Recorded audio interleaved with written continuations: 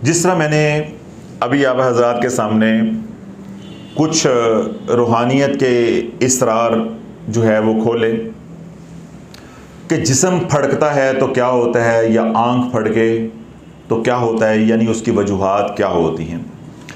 इसी तरह एक ऐसा मौजू है जिसके ऊपर बड़े बड़े उलमा, बड़े बड़े मुफ्ती हजरात, बड़े बड़े पीर, बड़े बड़े अहले इल्म कलाम करने से कासिर हैं। आप उनसे सवाल कर लें, मैं पूरे यकीन के साथ, दावे के साथ ये बात कर रहा हूँ कि आप किसी भी मौलवी के पास चले जाएं, किसी भी पीर के पास चले जाएं, किसी भी बड़े दावेदार के पास चले जाएं, उससे जाके पूछें कि रात को झाड़ू दें घर में तो क्या होता है, मेरे घर में बेरी का दरख्त है उससे क्या होता है, मेरे घर में खजूर का दरख्त है उससे क्या होता है, हमारी ज़मीनों पे एक पुराना कुआं है उससे क्या होता है। तो फिर वो भी बात आ जाएगी शाफी की कि उम्मत इस वक्त रूहानी तौर पे इतनी भांज हो चुकी है कि बड़े बड़े दावेदार आपको इसका कोई जवाब नहीं दे सकेंगे। जो बातें मैंने आपको जिस्म फड़कने के हवाले से कहीं, आप किसी भी अहले इल्म से बात करेंगे, यानी आपका घर है, आप रात को अपने घर में झाड़ू देते हैं, झाड़ू देने से क्या होता है उधर मैं बाद में आता हूं। तो आप किसी अहले इल्म से या आलिम दीन से ये बात पूछें कि भाई मैं घर में रात को झाड़ू, कोई चीज़ गिर जाती है तो झाड़ू दे सकता हूं, या गंद पड़ा हो तो झाड़ू दे सकते हैं। उसने कहा दे सकते हैं, इससे क्या होता है, इससे क्या होता, कुछ भी नहीं होता। क्यों? उसकी ना कोई तहकीक है, ना उसका कोई मुशाहिदा है, ना उसका कोई मुशाहिदा है। और अगर आप ज्यादा उस पर इसरार करेंगे तो वो ये कहेगा ये कोई हदीस में ऐसी बात तो आई नहीं, ये तो तौम परस्ती है, ये तो तौम परस्ती है। तो अगर कोई बात हदीस में नहीं आई तो इसका मतलब वो कुछ हो ही नहीं सकता। कोरोना हदीस में आया है, बिलाल बोल क्यों नहीं रहे, कोरोना हदीस में आया है, हेपेटाइटिस हदीस में आया है। तो लवलो इसका ये तो कोई दलील ही नहीं है। जो बंदा आगे से ये कह रही है हदीस में नहीं आया, इसका मतलब कि सवाल करने वाला जाहिल नहीं है, जवाब देने वाला उससे बड़ा जाहिल है। सवाल करने वाले का कसूर ये है या उसकी मासूमियत ये है कि वो सवाल ऐसे बंदे से कर बैठा है जो सवाल करने के काबिल नहीं था। तो उसका क्या जवाब मिलेगा? जिस तरह मैंने जिस्म फड़कने वाले पे कहा कि उल्टा बेचारा उसको लानत मलामत की जाएगी, तुम लोग अनपढ़ हो, जाहिल हो, मौलवियों और पीरों की तुम्हारी पुरानी सोच है, उजड़ हो, झाड़ू दो क्या हो जाता है। अच्छा, अब वो जज्बाती हो जाएंगे और पांव लेंगे जोड़ आपकी बिस्ती करने के लिए। यूरोप में रात को झाड़ू दिए जाते हैं, सड़कें साफ की जाती हैं। हमारे मुल्कों के अंदर भी कुछ सड़कें हैं, उनकी सफाई रात को होती है, तो उससे क्या हो जाता है। होटल्स होते हैं, उनकी सफाइयां रात को होती हैं। अमूमी तौर पे होटल्स जो हैं वो मगरब की नमाज यानी गुरूब आफ्ताब के बाद जो वो खुलते हैं, उनकी सफाई होती है, वो सारी सफाई रात को ही करते हैं। होटल की भी सफाई, सड़कों की भी सफाई, पार्किंग की भी सफाई, तो उनसे क्या हो जाता है। हल्ला वालो, इसके अंदर जो राज है वो मैं आपको दे रहा हूं। सफाई रात को करो, झाड़ू रात को लगाओ या झाड़ू दिन को लगाओ, सफाई निस्फे ईमान है। ये हदीस मैंने भी सुनी है, और जहां आप सवाल करोगे किसी मौलाना साहब से, वो आपको यही हदीस सुनाएगा, सफाई निस्फे ईमान है। तो सफाई का एक तरीका भी है, सफाई का एक ढंग भी है, उधर वो बात नहीं लेकर जाएंगे। वो यही बस इतनी हदीस जो है वो आपको सुनाएंगे कि सफाई तो निस्फे ईमान है, सुबह करो, रात को करो, अद्धी रात को करो, इससे क्या हो जाता है, ये तौम परस्ती है। अब क्या है कि उन्होंने ये हदीस पढ़ी कि सफाई निस्फे ईमान है, उन्होंने ये हदीस ना पढ़ी क्योंकि तहकीक ही नहीं की। हमने तो जज्बाती होकर बात करना सीखा है कि कोई बात ना आए तो गाली निकाल दो, क्योंकि बंदा गाली उस वक्त ही निकालता ना जब उसके पास जवाब नहीं रहता, अल्फाज नहीं रह जाते। फिर बंदा दूसरे को काफर कहता है, मुशरक कहता है, तौम परस्त कहता है, उजड़ कहता है। अल्लाह के नबी अलैहिस्सलातु वस्सलाम ने इरशाद फरमाया है कि गुरूब आफ्ताब यानी जब शाम हो जाती है, रात हो जाती है, तो क्या करो, अपने घर के दरवाजे बंद कर लो, बच्चों को बाहर ना जाने दो।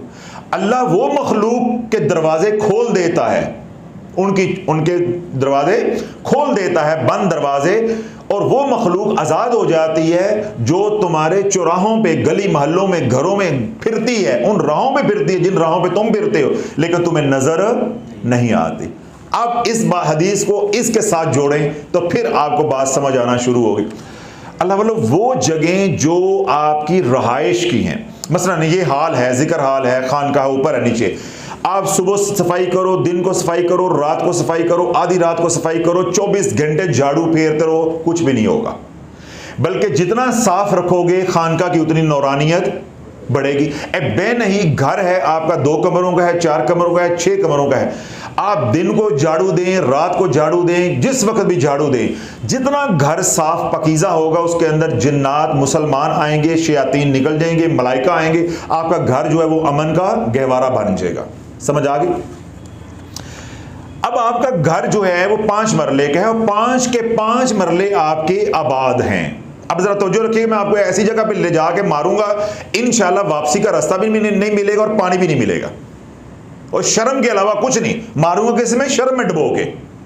किस में मारूंगा? शर्म में, क्योंकि शाफी हो ना, तो शीन के साथ ही चलना है ना।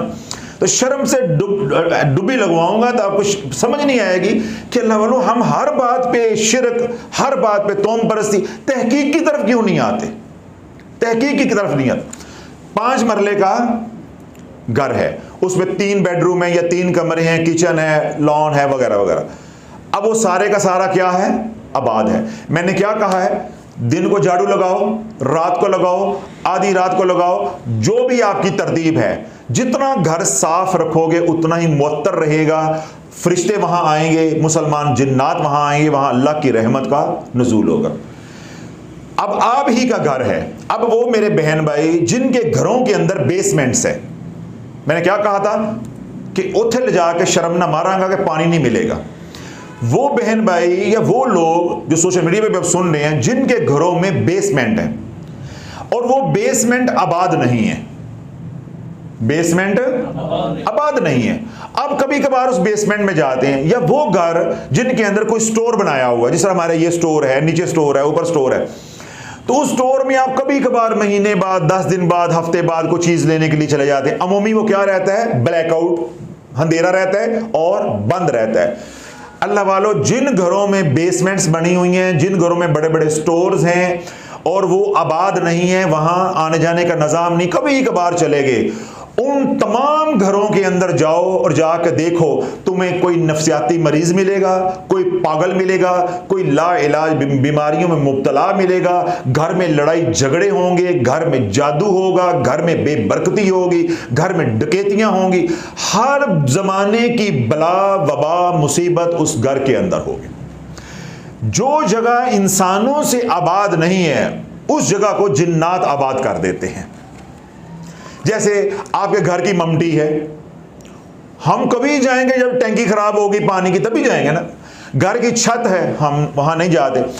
अब क्या होता है अल्लाह वालों, वो जगह या वो कमरे जो हमने आबाद नहीं किए, जो जिन्नात होते हैं जब वो हमारे घरों में आते हैं तो वो खाली जगह ढूंढते हैं। समझ आ गई फरहान साहब? अब कहानी समझ आ रही है मैं किधर लेके जा रहा हूं? वो क्या ढूंढते हैं? खाली जगह ढूंढते हैं। जिस तरह बिल्ली ने बच्चे देने हो तो वो क्या जगह ढूंढती है? कोई महफूज और खाली जगह हो।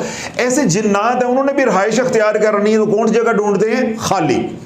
जो जो हमारे घरों में जगह खाली होती हैं वो उन जगहों के ऊपर काबिज हो जाते हैं। अल्लाह वालों, ये जो विल्लास का कंसेप्ट आया है, बड़े बड़े फार्म्स हाउस का कंसेप्ट आया है, 2-2, 3-3 कनाल के घरों का कंसेप्ट आया है, ये तस्वर अपने साथ इतनी बलाएं और मुसीबतें और परेशानियां लेकर आया है।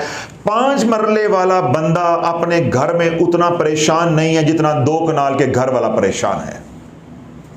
क्यों? 5 मरले वाले के 15 बच्चे हैं, उसकी बहन भी उसमें रह रही है, बहू भी रह रही है, खुद भी रह रहे हैं, 15-16 अफराद 5-6 मरले में रह रहे हैं। उधर बंदे पे बंदा चढ़ा हुआ है, यानी वो मुकम्मल तौर पे क्या है? आबाद। वो जो 2 कनाल का विल्ला है, 4 कनाल का विल्ला है, उनके बच्चे ही नहीं होते, उनके बच्चे ही 2 होते हैं। इससे ज्यादा बच्चे पैदा करना भी चाहिए तो होते नहीं है, 2-3 एक बच्चा होता है। किसी के साथ बंदी नहीं है। लोग आए, सुबह आए, रात को आए, पार्टी की, खाया पिया, मौजें मारी, चले गए। घर में क्या होता है, ड्राइवर होते हैं, मुलाजिम होते हैं, ना घर में नमाज होती है, ना जिक्र अज़कार होता है। अब मियाँ बीवी एक कमरे में, सारा घर क्या है, खाली पड़ा हो। तो अल्लाह बोलो, ये जो बड़े बड़े घर हैं, ये घर जिन्नात के महल हैं। कहने को क्या है जी, हमारी ये कोठी है, अल्लाह वालों उनकी नहीं होती। इसलिए तो मैं कहता हूं, इन घरों के अंदर जाओ, तुम्हें पता चले कि माल अपने साथ कितना वबाल लेकर आया हुआ है। तो इसलिए अल्लाह ने आपको छोटे घर दिए तो शुक्र अदा किया, क्योंकि अल्लाह ने घर दिए तो अल्लाह ने घर आबाद किए हुए हैं। वो घर नहीं, वो मकान है। अब होता क्या है कि वो जगह जो खाली है, जो इंसानों ने आबाद नहीं की, उन पे किस पर कब्जा हो जाता है, जिन्नात का। अब आपका घर है 15 मरले का, 10 मरले का, ये वाले आपके कमरे जो हैं वो बने हुए हैं, उसमें आपकी रहाइश है। आगे क्या है, सेहन है, लॉन है, सेहन है। जब मगरिब की अजान हो गई तो अब आपके घर का मामूल नहीं है कि वहां झाड़ू लगाना। क्या है, झाड़ू लगाना। अब आप क्या करते हैं कि रात को 2 बजे उठे, 3 बजे उठे, 9 बजे उठे, इशा के बाद आपको एकदम जो है वो शौक चढ़ा, आपने झाड़ू पकड़ा तो आपने सारे सेन में जो है ना वो मट्टी उड़ा दी, झाड़ू लगाना शुरू कर दिया। बस अल्लाह वालों, इन घरों में जिन्होंने उन जगहों पे झाड़ू देना शुरू कर दिया जो जगह आबाद नहीं थी, यानी उनकी जरूरत नहीं थी, वो स्पेयर जगह थी, चाहे किसी का डेरा था, चाहे किसी की कोठी थी, चाहे किसी का घर था, या घर के ऊपर वाली छत थी, या ममटी थी, या घर का स्टोर था। अब रात को जी आप फारग हैं, स्टोर खोल के स्टोर की सफाई शुरू कर दी, तो क्या है, जो वहां मखलूक है, जब उनके बच्चे मर गए या उनको तकलीफ हुई किसी वजह से, अब वो बन गए आपके दुश्मन। जब वो जिन्नात आपके दुश्मन बन गए, फिर उनमें से कुछ आमिल भी होंगे, जादूगर भी होंगे, फिर वो आपके घर में जादू भी होगा, आपके घर में लड़ाइयां भी होंगी, आपके घर में लाइलाज बीमारियां भी आएंगी, आपके घर में रिस्क की तंगी भी आएगी, आपके घर में बंदिश भी आएगी, और आपके घर में नस्बंदी होगी, औलाद नहीं होगी, अगर औलाद होगी तो अपाहज होगी, यानी मेंटली रिटार्डेड बच्चे पैदा होंगे, हैंडीकैप बच्चे पैदा होंगे, ये पे तमाम मसाइल आएंगे। तो अल्लाह वालों, घर में वो जगह जो आपके इस्तेमाल की नहीं है, जब मगरिब की नमाज के बाद यानी अंधेरा होने के बाद उन जगहों पे जाओगे, उन जगहों की सफाइयां करोगे या छेड़खानी करोगे, तो हत्तुल इम्कान है, यानी ऐन मुमकिन है बल्कि कि आपकी जिन्नात के साथ दुश्मनी पड़ेगी। जब दुश्मनी पड़ेगी फिर तुम्हें रिस्क की तंगी होकर रहेगी, यानी जादू होगा। जिन्नात सबसे पहला काम क्या करेंगे, जादू करेंगे, बंदिश लगाएंगे, तेरा कारोबार तबाह करेंगे, तेरी सेहत तबाह करेंगे, तेरे बच्चों को तबाह करेंगे, घर के अंदर लड़ाइयां होंगी, और तू क्या कहेगा, जादू हो गया है, जादू हो गया है, जादू हो गया है। क्यों तूने नबी की जिंदगी ना पढ़ी, और फिर जो तुम्हें बताने वाले हैं उन्होंने खुद नहीं पढ़ी ना तहकीक की। उन्होंने क्या कहना है, सफाई निस्फ़े ईमान है, यदि रात में भी करो। भाई सड़कों पे आधी रात को सफाई होती है, वो शायर आम हैं। क्यों मौलवी तेरी मत मारी गई है, रहबर तेरी मत मारी गई है। वो जिन्नात को मालूम है कि यहां लोगों ने आधी रात को भी आना जाना है। वो रात की सड़कें, जिन सड़कों पे रात 11-12 बजे कोई गुजरता नहीं, वीरान होती हैं, कभी रात को उधर जा, तुझे पता चले रात को वहां क्या होता है। हम रातों को सफर करते हैं ना, तो आधी रात को फिर क्या होता है, आधी रात को फिर क्या होता है, यानी अब मोटरवे है, अब या कोई हाईवे है, या शहर की सड़कें हैं, उन पे लाइटें लगी हैं। जिन्नात को भी पता है कि भाई ये शहर आम है, आ रहे हैं जा रहे हैं, आ रहे हैं जा रहे हैं। वही गलियां मोहल्लों की, वही गलियां मोहल्लों की, सोसाइटीज की, जब आधी रात को तो उन गलियों से गुजरता है तो दिल धक धक क्यों करता है। फिर तो मोटरसाइकिल में चौथा गेट डालता तब भगाता है, और गाड़ी तेरी कोशिश होती मैं उड़ा के ले जाऊं, फिर धक धक क्यों होता है, उस वक्त तुझे डर क्यों आता है। तो अल्लाह वाला, वो जगह जो वीरान होती हैं उन पे ऊपर वो मखलूक रात को निकल आती है। अब जाहिर है देखें, वो बाहर शयातीन है या जिन्नात मुसलमान है, जो भी हैं, काफिर है मुसलमान है, अब वो अपने कबीले के साथ, अपने खानदान के साथ बैठे हैं। आपने इधर से झाड़ू लगा दिया, उनके ऊपर मट्टी पड़ी, उनका खाना खराब हुआ, उनका रहन सहन को उनको तकलीफ हुई, तो क्या हो जाएगी। जिस तरह हम किसी के ऊपर मट्टी डाल दें तो बात गाली गलोच पे भी खत्म हो सकती है, लड़ाई झगड़ा भी हो सकता है। इस तरह बाज वो हट जाएंगे। जब तू बार बार तंग करोगे तो वो क्या कहेंगे, इनको लम्हा डालो। ये ऐसे बाज नहीं आएंगे, ये ऐसे बाज नहीं आएंगे। क्यों? जब वो 2 साल 3 साल 5 साल 7 साल वो रहेंगे, उसके बाद वो क्या समझेंगे, ये हमारी जगह है। वो अपना हक समझना शुरू कर देंगे। जिस तरह आप कह रहे हैं ये 5 मरले का मेरा घर है, वो कहेंगे तेरा नहीं हमारा घर है। तो फिर क्या हो जाएगी आपस में आपकी दुश्मनी। अब मैं आप इसकी दलील देता हूं। जो अहले इल्म है, अगर उनको मेरा नुक्ता समझ ना आया हो तो मैं उनको दलील दे देता हूं। देखिए, जो चिल्ला किया जाता है वो 2 तरह से होता है। एक चिल्ला कशी वो होती है कि जो आप घरों में या मस्जिद के अंदर बामौक्कल अमल करते हैं जिन्नात को पकड़ने के लिए, यानी मुसख्खर करने के लिए। और एक चिल्ला कशी वो होती है कि आपको चिल्ला कब्रिस्तान के अंदर या वीरान जगहों पे या ऐसी जगहों पे जहां गालिब गुमान हो कि ये जिन्नात वहां है, या वो मकान जो काफी अरसे से बंद हो, तो वहां जाके आमलीन चिल्ला करते हैं ताकि वहां जिन्नात होंगे, उनकी मौजूदगी है तो मेरे कब्जे में भी कोई आ सकता है। अब जो घर 2 साल से 3 साल से बंद हो, वहां कब्जा होता है कि नहीं होता? कारी साहब बोल रहे हैं, होता कि नहीं होता? कब्रिस्तान में आबादी नहीं होती, कभी कभार रात का जनाजा होता है, वहां जिन्नात होते हैं कि नहीं होते? बागात हैं, उनमें जिन्नात होते हैं कि नहीं होते? पहाड़ हैं, वीराने हैं, वो वहां जिन्नात होते हैं कि नहीं होते? घर की वो जगह जो वीरान है, ये बात को मिक्स नहीं कर देना, तनकीद करने से पहले बात सुननी है कि वो जगह घर की जो वीरान है, जो आबाद नहीं है, जो आपकी जरूरत नहीं है, तो वो मैं आपको तलकीन करूंगा, चाहे आपका छोटा घर है चाहे आपका बड़ा घर है, जब अंधेरा छा जाए तो फिर आप ऐसा काम नहीं करें।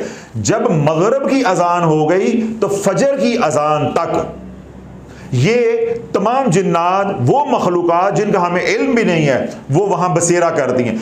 जो ही पहली अजान आती है अल्लाह अकबर, तो फरिश्ते उनको घुस मार मार के उनको वहीं से धकेल देते हैं और वहां पहुंचा देते हैं जहां उनका मकाम है, जहां उनको बंद करना जो अल्लाह ने निज़ाम बनाया हुआ है।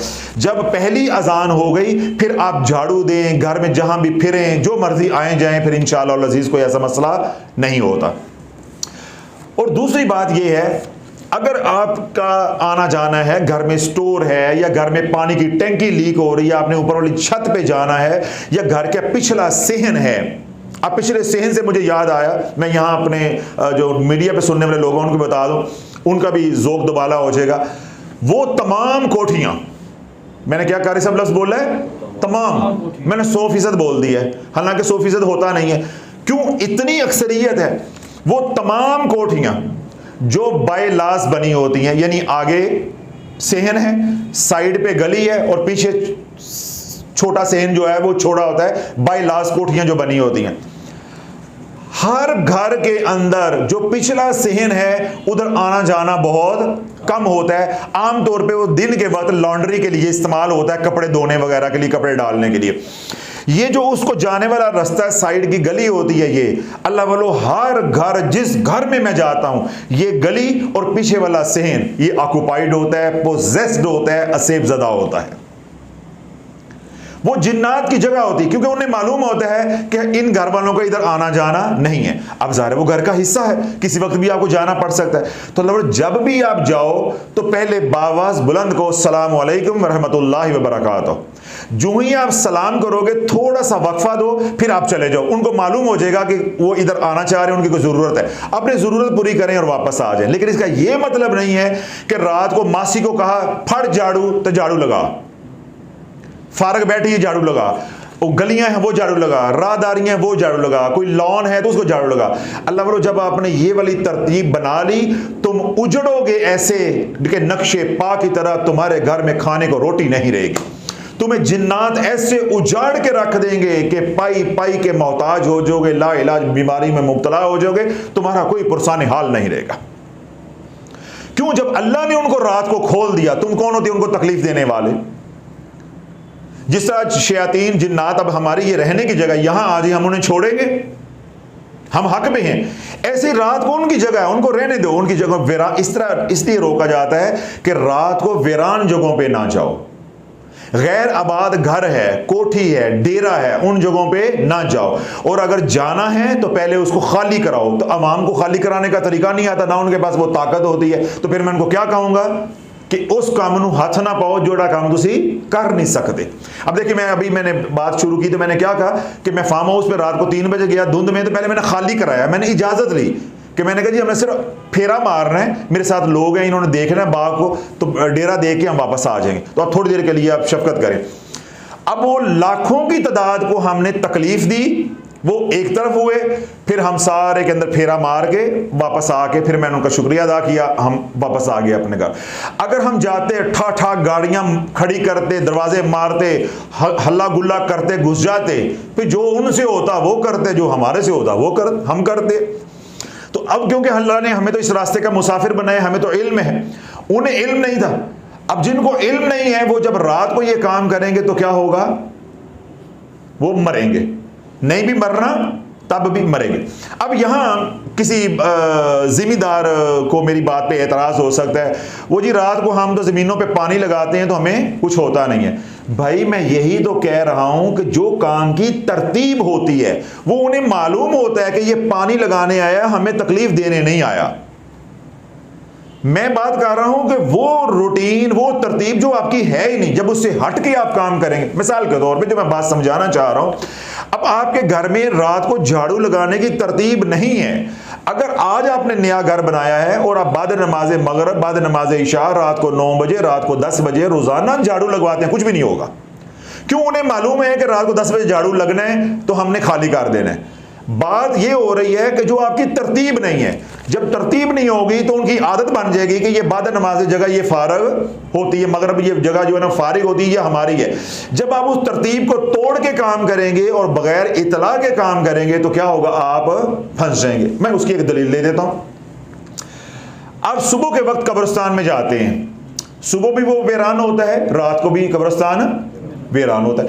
सुबह आप कब्रिस्तान जाएं किसी भी हवाले से, तो क्या है कि आपके ऊपर ऐसा कोई मसला होना नामुमकिन है या उसके इम्कानात बहुत कम है।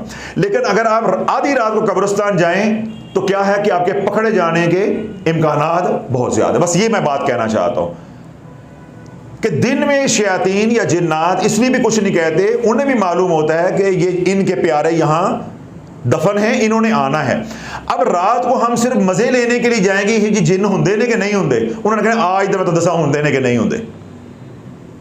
समझ आ गई? इस तरह कोई वीरान गली को अब मेरी बात सुन के कोई कहे कि भाई मैं फलां गली में जाता हूं, फलां रास्ते में जाता हूं, तो भाई तूने क्या जाना है, तू मेरे पास आ जा, ये सामने गाजियाबाद है, गवर्नमेंट कॉलेज की ग्राउंड है, मैं तेरी मुलाकात भी करवा देता हूं, तुझे दिखा भी देता हूं, तुझे पकड़वा भी देता हूं। पकड़वाना तो मसला ही कोई नहीं है, छुड़ाना मसला होता है। तो बात छुड़ाने की नहीं हो रही, बात फारूक साहब बोलो पकड़वाने की हो रही है। ना कोई सुन के पकड़वा छुड़ा भी दो, भाई छुड़ाने की बात नहीं हो रही, 1-5 करने की बात हो रही है। बाद में जो 3 साल केस चलना है तो ही भुगतना है, 1-5 करनी तो सौखी है ना। तो मैंने तो पकड़वाना है। आज अगर आपको मेरी बात सुन के यकीन नहीं आ रहा, देखो कॉलेज की ग्राउंड ये भी फारग है, डिग्री कॉलेज की भी है, औरतों वाले कॉलेज की भी, कंप्रीहेंसिव स्कूल, ये सारा किलोमीटर पूरा खाली होता है रात को, ये गली भी है, ये इलाका भी जिन्नात का पोजेस्ड है। आजो तुम्हें दिखा भी देता हूं, मिलवा भी देता हूं, 2 बातें करवा भी देता हूं, फिर आराम से पकड़वा भी देता हूं। फिर छुड़ाना फिर किसी और ने है या तुमने खुद छूटना, वो मेरी जिम्मेदारी नहीं, मैंने सिर्फ 1-5 करनी है कि भाई एक बंदा आया है, इस शाफी की बात मानता नहीं है, जरा तारफ करवा दो पोला पोला, तो तारफ इंशाल्लाह थी वैसी, तुझे पता चल जाएगा वीराने में क्या होता है, वीराने में क्या होता है। तो अल्लाह ये पहली घर में गुर्बत लेके आनी, घर में नफ्सियाती बीमारियां, घर में झगड़े, घर में लाइलाज बीमारियां, घर में लड़ाइयां जो होती हैं वो किस वजह से, जब हम घर में उन जगहों पे जो घर की वीरान हैं, बाद नमाज मगरिब यानी गुरूब आफ्ताब के बाद जब उन जगहों पे छेड़खानियां करते हैं, तो ये हमारे घर में गुर्बत आने की, लड़ाई झगड़े बीमारियां, या जिस तरह मैंने दूसरे मसाइल का जिक्र किया, उन मसाइल की वजह बन जाती है। तो आपने किस बात की एहतियात करनी है कि भाई जो घर में सफाई का निज़ाम है, उस निज़ाम को अगर कोई ज़रूरत नहीं है तो उसके बाद छेड़े नहीं। देखिए आधी रात को आप अपने घर के लॉन में जो है वो शुरू हो जाते हैं वो कांट छांट करना, यानी पौधे हैं तो मैं फारग हूं तो चलो जी कैंची के साथ मैं शुरू कर देता हूं। अब उन पौधों के ऊपर जितने जिन्नात बैठे हैं उनका आराम तो आपने बर्बाद कर दिया। तो लोग किसी एक बार आप बच जाओगे, अगली बार वही आपके क्या बन जाएंगे, दुश्मन बन जाएंगे। अब मैं बात ले आया हूं उस मोड़ के ऊपर कि अगली बातें मुझे समझानी आसान हो जाएंगी। हमारे पास जो लड़का, मेरे पास जो असिस्टेंट मेरा था इरफान, जो काम कर जो दुबई चला गया, उनके घर में जिन्नात का बसेरा कैसे हुआ, जिन्नात का बसेरा कैसे हुआ। अच्छे भले अंदरून शहर में दुकानें, करोड़पति अमीर आदमी थे, फिर यहां तक कमजोर हो गए कि हमारे पास आके वो नौकरियां कर रहे हैं और असिस्टेंट बन के काम कर रहे हैं। भाई है तो वो श्री प्लाजा में गारमेंट्स की दुकान पे मुलाजमत कर रहा है, और हालात यहां तक पहुंच गए कि सोए हुए हैं तो तकिए के नीचे से सांप निकल रहे हैं। तकिया है, सांप निकले। सुबह उठे हैं, बेडशीट लपेटी है तो बेडशीट के अंदर से सांप निकल रहा है। हालांकि पक्का घर है, घर में कोई ऐसी बात थी नहीं। फिर आपको मालूम है कि उनके 2 मामू हादसे के अंदर एक ही वक्त में मरे। याद है जब हम उनके जनाजे पे गए थे, तो सारा घर वो उजड़ गया। अब वो सारा जो घर उजड़ा है, माँ उसकी को डायबिटीज मेलाइटिस होगी, हाथ कटने पे पहुंच गया। वो तो अल्लाह पाक ने मुझे जरिया बना लिया, हमने मार दाड़ करके जैसे भी है अल्हम्दुलिल्लाह वो बचा दिया, अल्लाह ने करम कर दिया। उस सारे की वजह क्या बनी, जब मैंने ये सारे मामला देखे तो एक दिन मैंने क्लिनिक पे उसको बुलाया। मैंने कहा अल्लाह के बंदे, ये तू हर रोज हमें कहानी सुनाता है और रोना धोना तूने डाला हुआ है, ये तुमने घर लिया था, इस जहां पे क्या था, कोई दरख्त था? तो चुप कर गया। मैंने कहा मैंने ये पूछा है तुम्हारे घर में कोई दरख्त था? तो रो के मुझे कहता है कि सर दरख्त काटने के बाद ही तो ये मुसीबतें आई हैं। उनके घर में बेरी का दरख्त था। अब वो जो बड़े भाई की शादी करने का उन्होंने इरादा किया तो उन्होंने, वो जरूरत थी, उन्होंने दरख्त काट लिया। अब बेरी के दरख्त के ऊपर मुसलमान जिन्नात होते हैं। मेरे कमली वाले की कभी जिंदगी पड़ी हो तो मुसलमान को बताओ ना कि क्या होता है। बेरी के दरख्त के ऊपर शयातीन नहीं होते, काफर नहीं, मुसलमान जिन्नात होते हैं। जिस घर में बेरी का दरख्त होगा उस घर में रहमतें होंगी। जिस घर में बेरी का दरख्त होगा उस घर में सलामती होगी। जिस घर में बेरी का दरख्त होगा उस घर में बरकत होगी। जिस घर में बेरी का दरख्त होगा उस घर में जादू नहीं चलेगा, उस घर में डकैतियां नहीं होंगी, उस घर में लड़ाइयां नहीं होंगी। वो घर अमन का गहवारा होगा जिस घर के अंदर बेरी का दरख्त है, क्योंकि वहां मुसलमान जिन्नात होंगे, वो हर वक्त अल्लाह का जिक्र करेंगे, नमाज रोजे की पाबंदी करेंगे। लेकिन वो घर, जिस घर के अंदर बेरी का दरख्त है लेकिन घर वाले सोमो सलात के पाबंद नहीं है, वो उनकी जिंदगी को उजाड़ देंगे और इबरत की मिसाल बना देंगे। जिस घर में बेरी का दरख्त है उस घर में टीवी चलेगा, नाच गाना होगा, हराम की कमाई आएगी, वो इबरत की मिसाल बन जाएंगे। उन घरों में नफ्सियाती मरीज पैदा होंगे, बदमाश पैदा होंगे, कातल पैदा होंगे या मकतूल पैदा होंगे। और माली तंगदस्ती तो वो तो नकद है ना। फिर वो घर बिक के रहेंगे। अगर घर के अंदर बेरी का दरख्त है, डेरा है, उसके अंदर बेरी का दरख्त है, कोई जमीन है, रकबा है, उसमें बेरी का दरख्त है, अल्लाह बोलो बेरी का दरख्त अल्लाह का तोहफा है। इसकी निस्बत सिदरतुल मुंतहा के ऊपर जो बेरी है उसके साथ है, उसके साथ है। उस बेरी के ऊपर तमाम जो मलाइका हैं वो जिक्र अज़कार तस्बीहात के अंदर मशगूल होते हैं। ज़मीन के ऊपर जो बेरियों के दरख्त होते हैं उसमें मुसलमान जिन्नात जो है वो अल्लाह की तस्बीहात और अल्लाह के जिक्र में मशगूल होते हैं। इसलिए जिसने बेरी के दरख्त को काटा उसने बेरी के दरख्त को नहीं काटा, उसने अपने खानदान का शजरा नस्ब काट दिया, नस्ल काट दी, उसने नस्ल काट दी। जिस घर के अंदर खजूर का दरख्त है, जब उसने खजूर के दरख्त को बगैर जरूरत के काटा उजड़ जाएगा। बेरी का दरख्त है, बगैर जरूरत के और इजाजत लिए बगैर काटा वो उजड़ जाएगा। जिनकी जमीनों के ऊपर कुआं है, फिर बाद में वो कुआं क्या हो गया, बंद हो गया, जिसको अंधा कुआं कहते हैं, बंद हो गया। बस जो ही वो अंधा कुआं हुआ वो जिन्नात का बसेरा बन गया। जिसने फिर अंधे कुएं को छेड़ा या उस पे कोई रात के वक्त गया वो मरा, या उसके अंदर उतरा तो वो मरा, मुतलब बीमारियों का शिकार हुआ। इसलिए अंधा कुआं कहीं पे हो तो उसका तरीकाकार क्या होता है कि उसको भर दिया जाए। उसको क्या किया जाए, भर दिया जाए। तो अक्सर औकात होता है कि वो खुला पड़ा रहता है। जब वो खुला पड़ा रहता है तो उसमें जिन्नात का क्या हो जाता है, बसेरा हो जाता है।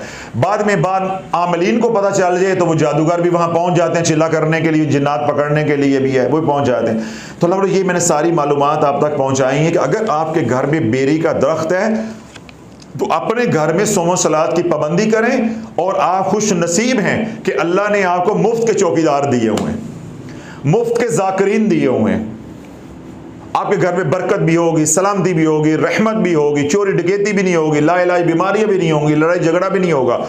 आप भी अल्लाह का जिक्र करो, वो आपकी हिफाजत करेंगे, माल की आपकी रहनुमाई करेंगे, आपका नुकसान नहीं होने देंगे। क्यों? वो मुसलमान जिन्नात अल्लाह के नबी अलैहि सलाम के फरमान के मुताबिक हमारे भाई हैं।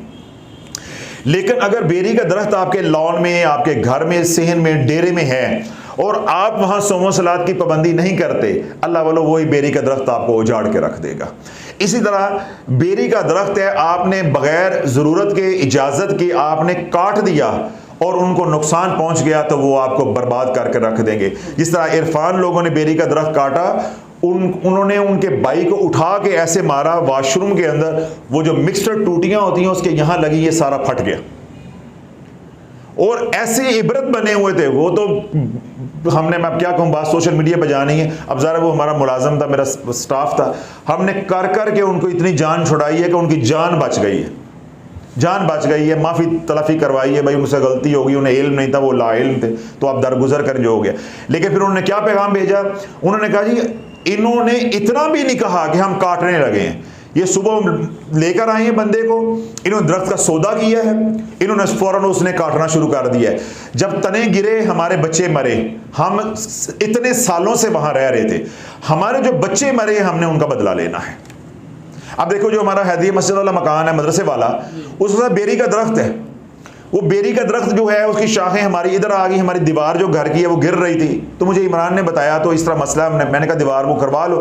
इसने कहा जो बेरी का दरख्त है, मैं कहा नहीं काटना नहीं है। हमने उनको 3 दिन पैगाम दिया है, मैंने 3 बार पैगाम भेजा है कि भाई ये हमारा मसला हमने करना है। उसके बाद हमने बेरी का दरख्त काटा भी है, उसकी शाखें काटी भी हैं और फिर दीवार भी की है, अल्हम्दुलिल्लाह कोई मसला, कोई तकलीफ जो है वो हमें नहीं हुई। तो इसलिए अल्लाह वालों आपके घर में बेरी का दरख्त है या कोई और दरख्त है जिनके ऊपर जिन्नात का बसेरा है, सब बोड़ का दरख्त है, वो उसका बसेरा है, खजूर का दरख्त है, तो बिला इजाजत और बिला जरूरत इन दरख्तों को ना काटें। ये दरख्त काटोगे तुम्हारी नस्लें कट जाएंगी, तुम्हारी नस्लें बर्बाद हो जाएंगी, तुम्हारे घरों में वो बीमारियां आएंगी जिनका तुम तसव्वुर नहीं कर सकते। सारी जिंदगी आमलीन को लेकर आते रहोगे और आमलीन क्या साबित करते रहेंगे? जादू हो गया है, तो शरीका ने जादू कर देता है, वो जादू कर उधर लगाए रखेंगे, पैसे बटोरते रहेंगे और आप उजड़ते रहोगे।